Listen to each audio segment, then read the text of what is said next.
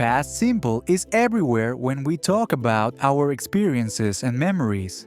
And I hope everyone listening noticed all the past simple verbs we used: landed, took, checked, walked, visited, threw, ate, woke, learned, and so many more. Hello everyone and welcome back to Easy English Class. And today we have a really useful episode planned for you all. Today we're going to practice past simple tense. But don't worry, we're not going to make this boring with grammar rules and textbook exercises. Exactly. We're going to tell you real stories from our past, and along the way we'll explain how past simple works naturally. Jason, how was your weekend, by the way? Oh, Emma, it was terrible. I planned this whole perfect Saturday, but everything went wrong from the very beginning. Oh no, what happened? Tell me everything, and everyone listening, pay attention to how Jason uses past tense to describe what happened. Okay. So on Saturday morning, I woke up at 7 a.m. because I wanted to go hiking. I packed my backpack, I made sandwiches, I filled my water bottle. Everything was ready. That sounds like good preparation. So what went wrong? I walked outside to my car, and guess what? My car didn't start. I tried the key 5 times, but nothing happened. The battery was completely dead. Oh, that's so frustrating. Did you notice, everyone, how Jason used past tense verbs? He said woke up, wanted, packed, made, filled, walked, didn't start, and tried. These are all past simple forms. Right. So anyway, I called my friend Mike to ask for help, but he didn't answer his phone. I waited for 30 minutes, and finally I gave up on the hiking plan. What did you do instead? I decided to walk to the coffee shop near my apartment. I needed coffee after that stressful morning. But Emma, you won't believe what happened next. Tell me. I walked for 10 minutes. I arrived at the coffee shop, and then I realized something terrible. I forgot my wallet at home. No money, no credit cards, nothing. Oh, Jason, so you walked all the way back home? Yes. I felt so stupid. I walked back home, got my wallet, and by that time it was already noon. My perfect morning became a disaster. Well, at least now you have a great story for practicing past simple. Speaking of past stories, I want to tell you all about something funny that happened to me when I was a child. Oh, I love childhood stories. How old were you in this story? I was about 8 years old, and my family lived in a small house with a big backyard. We had a dog named Buddy. He was a golden retriever, and I loved him so much. Aw, that's sweet. What happened with Buddy? One summer day, my parents told me to give Buddy a bath because he played in the mud and looked really dirty. I was so excited because I thought it would be fun. Let me guess. It wasn't fun? Well, it started okay. I filled the big plastic tub with water in the backyard. I added dog shampoo and I called Buddy to come over. He walked very slowly because dogs hate baths. They really do. My childhood dog always tried to run away when bath time came. Exactly. So Buddy got into the tub and I started washing him. Everything was fine for about 2 minutes. Then my neighbor's cat appeared on the fence. Oh no. I can already guess what happened next. Buddy saw the cat and went crazy. He jumped out of the tub, still covered in soap and bubbles. He ran around the backyard like a wild animal. That must have looked hilarious. It was chaos. He ran through my mom's flower garden. He knocked over the trash can, and then he ran into the house through the open door. No, with all the soap and mud. Yes. He left dirty paw prints everywhere. On the white carpet, on the couch, on my dad's important work papers that were on the table. My parents were so upset. What did your parents say? My dad looked at the mess and said, "Emma, this is not what we meant by giving the dog a bath." My mom just sighed and started cleaning. I felt terrible, but also I couldn't stop laughing because Buddy looked so funny covered in bubbles. That's such a great story. And Emma, you use past simple perfectly throughout the whole story. Let's take a quick break here to explain past simple to our listeners. Good idea. So everyone, past simple is the tense we use to talk about actions that finished in the past. These actions are complete. They started and ended in the past. Right. For regular verbs, we usually just add -ed to the end. For example, walk becomes walked, play becomes played, and watch becomes watched.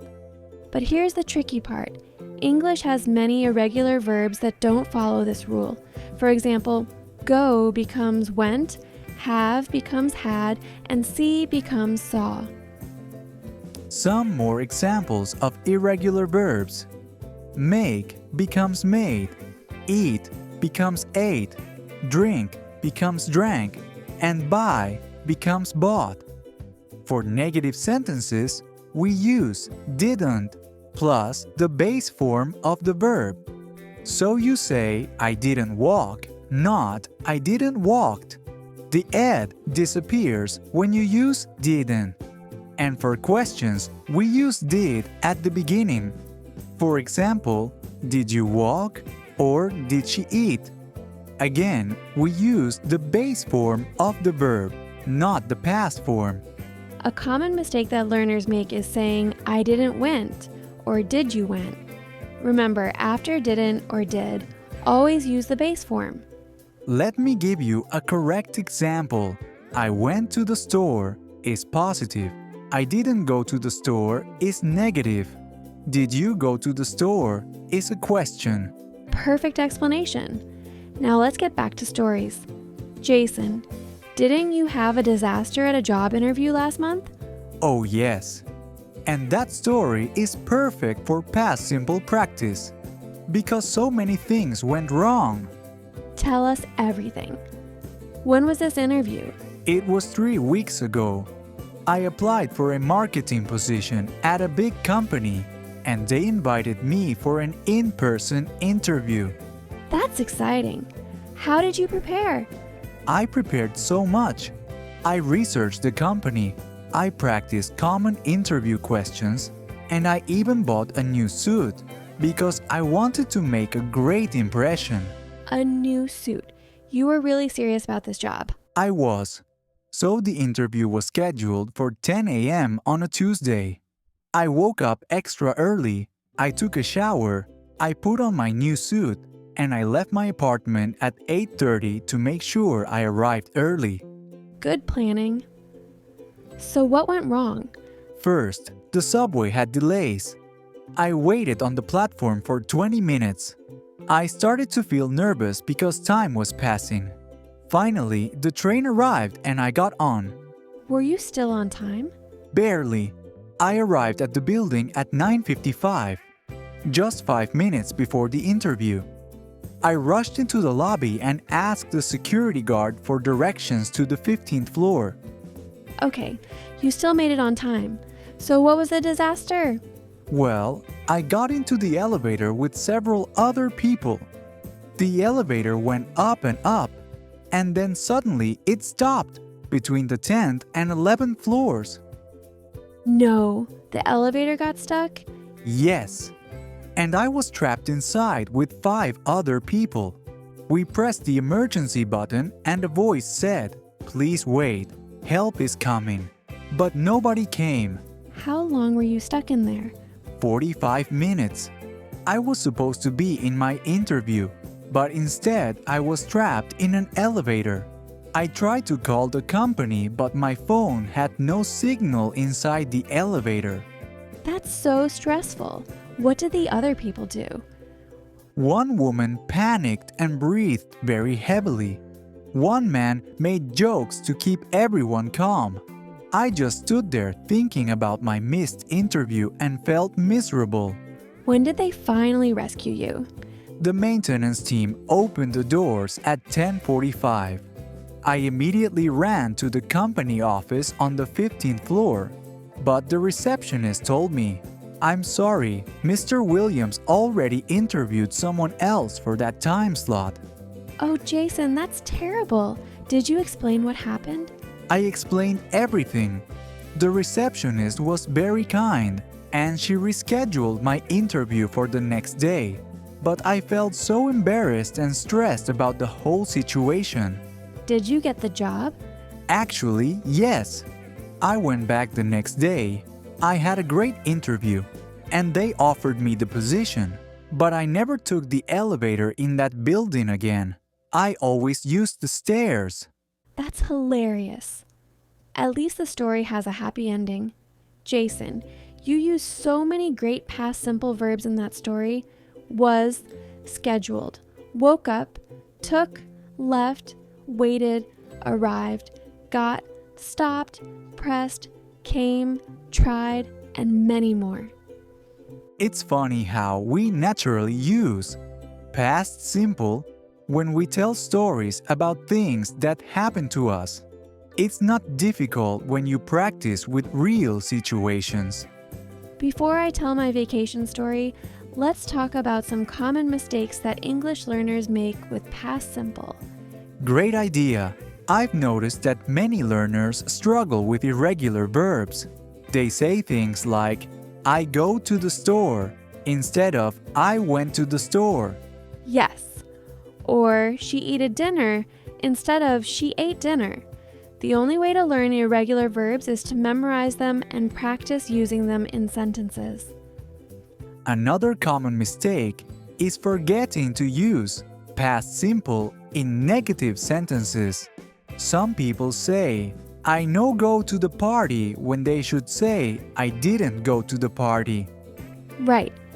Remember, in English, we always use didn't for negative past sentences. I didn't watch TV, she didn't call me, we didn't see the movie. Also, learners sometimes use past simple when they should use present perfect. But that's a topic for another episode. Today, we're focusing just on past simple. Another mistake is pronunciation. The ed ending can sound like three different sounds, T, D, or ID. For example, walked sounds like walkty, but played sounds like playedy. And wanted sounds like wanted, because the base verb ends in a T sound. This is tricky, but the more you listen and practice, the more natural it becomes. Absolutely. Now, let me tell you about my vacation disaster from last year. This story has lots of past simple verbs. Oh, I love vacation stories. Where did you go? Last summer, I planned a 2-week vacation to Italy with my best friend Sarah. We were so excited because we saved money for a whole year. Italy is beautiful. Did you visit Rome? We wanted to visit Rome, Florence, and Venice. We booked our flights, we reserved hotels, and we made a detailed itinerary with all the places we wanted to see. Sounds like great planning. But you said it was a disaster. So what happened? Everything started well. We landed in Rome, we took a taxi to our hotel, and we checked in. The hotel was perfect. Nice room, comfortable beds, great location. So far, so good. On our first day, we walked around Rome for 8 hours. We visited the Colosseum, we threw coins in the Trevi Fountain, we ate delicious pasta. It was amazing. That sounds wonderful. Not like a disaster at all. Wait, I'm getting to the disaster part. On the second day, we woke up early because we planned to visit the Vatican, but when I looked for my phone, I couldn't find it anywhere. Oh no! Did you lose your phone? I searched everywhere. In my bag, under the bed, in the bathroom, nothing. Then I remembered that I used my phone at a restaurant the night before to take photos. So you left it at the restaurant? Exactly. We rushed back to the restaurant, but it was closed. We waited for 2 hours until it opened, and when I asked the waiter about my phone, he said, nobody found it. That's terrible. What did you do? I felt so upset because my phone had all my photos, my maps, my hotel information, everything. Sarah tried to cheer me up and we continued with our vacation plans. At least you had Sarah with you. True, but the problems didn't stop there. 3 days later, we traveled to Florence by train. We arrived at the train station, we got off the train, and Sarah realized something terrible. What happened to Sarah? She left her backpack on the train. The backpack had her passport, her wallet, and her camera. We panicked and ran to find a train station employee.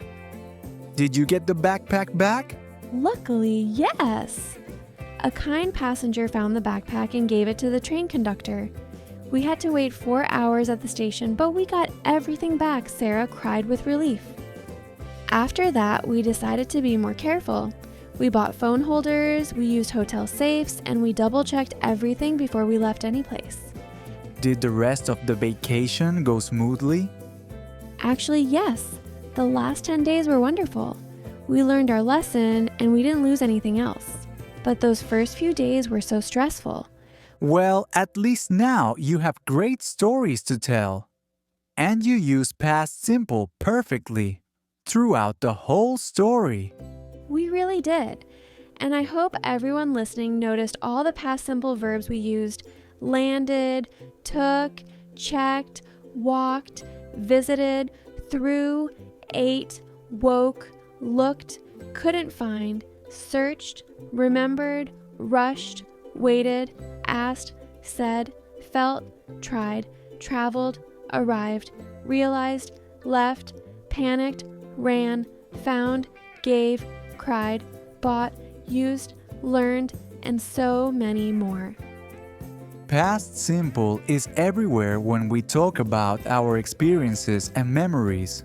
The more stories you tell, the more natural it becomes. So now we have a challenge for you. In the comments, write a short story about something that happened to you in the past. It can be funny, embarrassing, exciting, anything. Try to use at least 5 past simple verbs in your story. For example, you could start with yesterday, I woke up late and missed my bus. Or, last week I went to a restaurant and ordered something strange. We want to hear your stories and we'll help you practice. Remember, making mistakes is totally normal, and it's how you learn. Don't be afraid to practice writing in English. And here's a question for you. Which story from today did you like the most? My dog bath disaster, Jason's elevator interview, or my Italian vacation problems? Comment your favorite. And if you enjoyed this episode, please subscribe to Easy English Class for more grammar lessons that are actually fun and useful. Hit that like button and share this with your friends who are learning English.